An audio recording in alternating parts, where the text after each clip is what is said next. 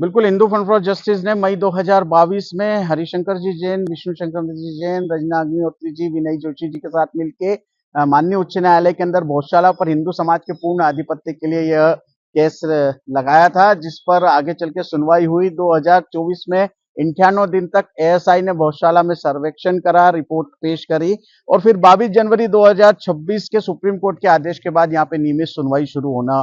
प्रारंभ हुई। 6 अप्रैल से लगातार दोपहर 2:30 बजे से 4:30 बजे तक ये सुनवाई चल रही थी, जिसमें हिंदू पक्ष ने, मुस्लिम पक्ष ने, इंटरविनर्स ने, क्योंकि 4 याचिका और एक अपील क्लब थी, सभी ने अपनी अपनी बात रखी, अपने तर्क साक्ष्य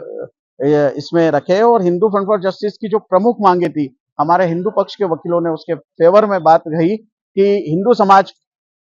का वहां पर आधिपत्य होना चाहिए, गौशाला का धार्मिक स्वरूप तय होना चाहिए, नमाज बंद होना चाहिए, माँ वाघ देवी की प्रतिमा लंदन से लाकर गौशाला में स्थापित होना चाहिए, 7 अप्रैल 2003 का एएसआई का आदेश निरस्त होना चाहिए और 24 घंटे 365 दिन वाघ देवी माता की पूजा अर्चना हवन गौशाला में बिना किसी शर्त के, बिना किसी कंडीशन के होना चाहिए और यही सब हमारी सुनवाई के प्रमुख बिंदु रहे हैं। बिल्कुल, सभी पक्ष अपना अपना तर्क अपने फेवर में करने के लिए पूरे जोर लगाते हैं, उसमें सभी पक्ष अपनी अपनी बात कहते भी हैं, लेकिन जब रिजाइंडर की बात आती है, प्रत्युत्तर की बारी आती है, तो आज भी एएसआई के जो अधिवक्ता हैं श्री जैन साहब, उन्होंने जो है सप्रमाण बाकायदा एएसआई की रिपोर्ट के वॉल्यूम वाइज, पेज वाइज, पेरा वाइज उन सभी आरोपों का खंडन किया है और मैं आपको इतना बताता हूं कि मैं स्वयं उस 98 दिन के सर्वे का हिस्सा रहा हूं, हिंदू पक्ष की ओर से मेरी वहां पे सहभागिता रही है, तो जो आरोप लगे थे उन आरोपों में कोई सच्चाई नहीं थी, ये तो हमें स्पष्ट दिखाई दे ही रहा था। गौशाला मैटर में ऑनरेबल हाईकोर्ट के सामने हियरिंग कंप्लीट हुई। लगभग 1 महीने का पूरा समय लगा सारे पक्षों को अपनी बहस पूरा करने में और इस पूरी बहस में सारे पक्षों ने अपने अपने तथ्य रखे। हालांकि हमारी तरफ से जो बात रखी गई इंटरवीनर्स की तरफ से वो ये थी कि हम सीधा सीधा ये कह रहे हैं कि ये जामा मस्जिद है, शुरू दिन से पिछले 700 साल से एक अनबार्ड और अनइंटरप्टेड पोजीशन रहा है इसमें मुस्लिम कम्युनिटी का, इसलिए इसको जामा मस्जिद ही माना जाएगा। और जो तथ्य भी पेश हुए हैं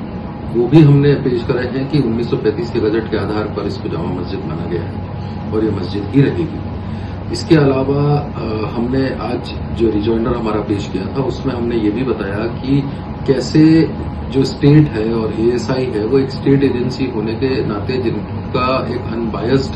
और एक आर्बिट्ररी एटीट्यूड नहीं होना चाहिए, वो उस एटीट्यूड पर चलकर और पिटिशनर्स का साथ देते हुए उन्होंने एक पक्षीय बात करी है, जबकि कॉन्स्टिट्यूशनली ये गलत है। और भी तथ्य इस तरीके के हमने पेश करे हैं जिसको आज ऑनरेबल कोर्ट ने हियरिंग कंक्लूड करके और रिजर्व फॉर ऑर्डर किया है। अब इंतजार है कि कोर्ट क्या ऑर्डर करता है, फिर उसके बाद जो भी अप्रोप्रिएट एक्शन ऑफ लॉ होगा वो लिया जाएगा। मैं एडवोकेट अशर वारसी, इंटरवीनर्स जबरान अंसारी, अयाज कुरैशी व अन्य की तरफ से